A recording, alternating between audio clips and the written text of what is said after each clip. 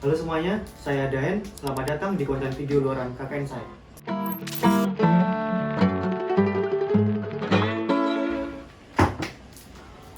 Jadi awal kegiatan KKN saya bertepatan dengan maraknya kasus COVID-19 yang mulai melonjak. Dalam 24 jam terakhir, pemerintah mencatat ada 40.427 pasien terkonfirmasi COVID-19. Satgas COVID-19 mencatat ada lonjakan kasus di sejumlah wilayah di Indonesia. Kegiatan KKN ini dilaksanakan mulai dari 12 Juli sampai tanggal 12 Desember di Dusun Mesan RW 31, Kelurahan Sinduadi, Kecamatan Mati, Kabupaten Sleman. Mesan RW 31 ini punya 3 RT, RT 1, RT 2, dan juga RT 14, dengan rata-rata ada 30 kakak dalam masing-masing per RT. Kembali lagi dengan bahasan pertama saya, yaitu soal kasus COVID-19 yang mulai melonjak, sehingga membuat pelaksanaan KKN lebih dominan dilaksanakan secara online. Tetapi di sini saya berkesempatan untuk melaksanakan survei di lapangan secara langsung di Mesan. Hasilnya ternyata di Mesan sendiri banyak kasus positif 19. Hal ini kemungkinan bisa terjadi karena barang-barang di sekitar kita atau barang-barang bawaan kita yang dari luar telah terkontaminasi droplet dari orang yang telah terpapar COVID-19. Nah, berawal dari permasalahan itu, saya merumuskan suatu program unggulan yang berkaitan dengan bagaimana sih cara mengurangi potensi penyebaran COVID-19 yang terjadi akibat barang yang sudah terkontaminasi. Permasalahan ini juga sejalan dengan latar belakang saya, yaitu dari program studi pendidikan teknik elektronika. Sehingga saya menilai solusi dari permasalahan ini dapat diselesaikan dengan pendekatan teknologi dalam bidang keelektronikaan. Secara singkatnya, ada beberapa tahapan dalam pelaksanaan program ini, yaitu meliputi yang pertama desain dan perancangan, kemudian yang kedua pembuatan produk, yang ketiga pengujian dan evaluasi, dan yang terakhir yaitu tahap implementasi.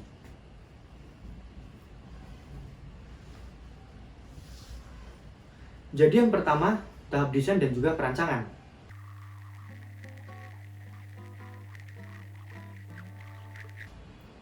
Saya mendesain ruang penyimpanan berbentuk box yang dapat melakukan disinfektanisasi terhadap barang-barang yang terkontaminasi droplet, bakteri ataupun mikroorganisme. Nah, box ini sendiri itu bisa menampung barang seukuran kertas F4 dengan tinggi dari alas yaitu 21 cm. Tidak lupa juga saya menyediakan ruang kecil sebagai tempat ditaruhnya komponen elektronik dan juga untuk komponen pegabelan. Di dalam box ini sendiri akan dipasang satu lampu UV tipe C. Nah, berdasarkan jurnal yang telah saya peroleh, bahwa lampu UV Type C ini memiliki kemampuan untuk menekan laju pertumbuhan hingga mematikan bakteri-bakteri di permukaan benda yang sudah terpapar sinar lampu UVC ini tadi. Nah, kemudian saya juga telah mendesain suatu rangkaian elektronik dengan komponen micro limit switch, fuse, lampu UV Type C, dan juga komponen-komponen lainnya seperti kabel. Kemudian masuk ke dalam tahap pembuatan produk.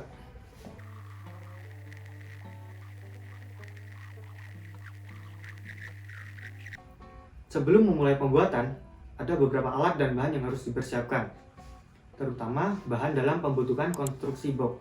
Konstruksi box terbuat dari dus polipropilene. Nah, dus yang telah disediakan tadi kemudian dibentuk sesuai dengan desain dengan mekanisme buka tutup seperti engsel pintu. Kemudian setelah box terbentuk, proses dilanjutkan dengan wiring komponen elektronik. Komponen dan kabel ditempatkan di kompartemen lalu ditutup menggunakan triplek sebagai alas box.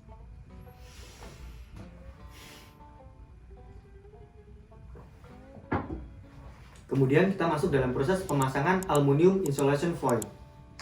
Nah, lapisan ini digunakan untuk menahan panas atau merefleksikan cahaya UV sehingga pantulan dari UV tadi dapat merata ke permukaan benda.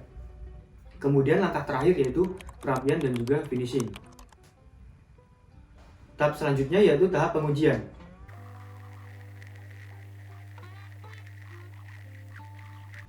Langkah awal pengujian membuahkan hasil dengan konsep kerja yang telah bekerja sesuai perancangan awal. Namun, ada beberapa evaluasi yaitu penempatan limit switch yang kurang tepat. Sehingga di sini saya melakukan sedikit adjustment agar lampu menjadi lebih responsif lagi.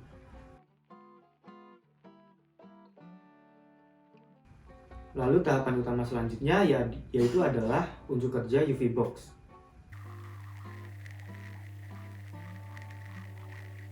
Nah, unjuk kerja ini dilakukan secara langsung kepada sasaran program yaitu warga Mesan RW 31. Dikarenakan masih ada kebijakan COVID-19, maka demonstrasi ini dilakukan kepada perangkat desa dengan jumlah 4 orang sebagai representatif warga. Jadi setelah kita tutup seperti ini, jadi dia hidup sendiri. Nah, di sini kan ada saklar untuk mengaktifkan atau menghidupkan si sinar UV ini sendiri. Nah, dari kesimpulan yang didapatkan, demonstrasi ini berjalan dengan lancar. Ada beberapa masukan dari audiens, yaitu mengenai dimensi box yang kurang besar dan juga opsi penambahan gagang pada box. Feedback atau umpan balik yang didapatkan cukup positif.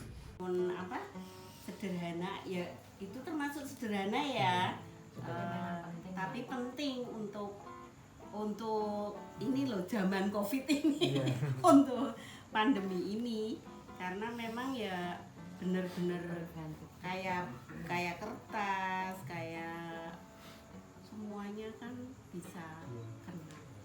Pada program ini, pemberdayaan masyarakat ditunjukkan melalui rekam video pembuatan UV yang dihadirkan kepada masyarakat sehingga mereka dapat sewaktu-waktu memproduksi bahkan mengembangkan UV box ini secara mandiri. Nah, jadi begitulah kurang lebih beberapa program kegiatan yang sudah saya kerjakan. Semoga dapat bermanfaat dan turut menginspirasi. Saya Dain Rosidianto, undur diri dan terima kasih.